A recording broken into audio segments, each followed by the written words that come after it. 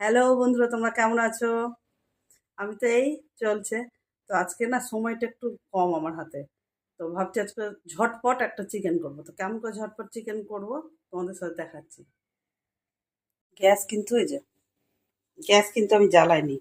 এই যে শুকনো কড়াই আলু, আলু কিন্তু ভাজা হয়নি, আর তেজপাতা, তারপরে যে পেঁয়াজ,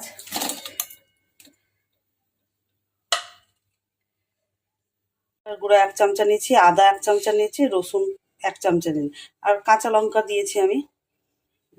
স্বাদ যে যেমন ঝাল খাবে সে অনুযায়ী কাঁচা লঙ্কা, যেটা আমি কড়াই দিয়ে দিলাম। নুন হলুদ দিয়ে দিলাম। এই যে চিকেন অল্পই চিকেন আছে, চিকেনটা দিয়ে দিলাম, আর একটুখানি জল দিয়েছি। এই যে সরষের তেলটা একটু বেশি পরিমাণে ভালো লাগবে।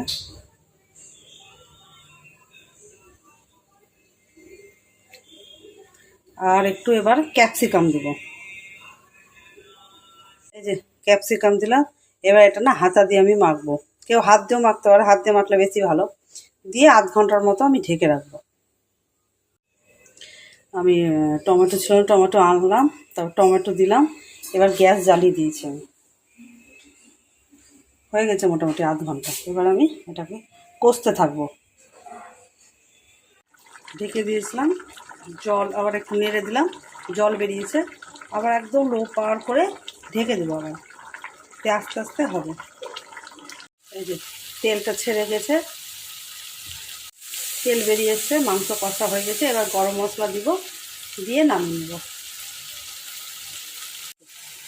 গ্যাস বন্ধ করে গরম মশলা দিয়ে দিলাম। এবার না নেড়ে টেড়ে বন্ধ করে দিলাম।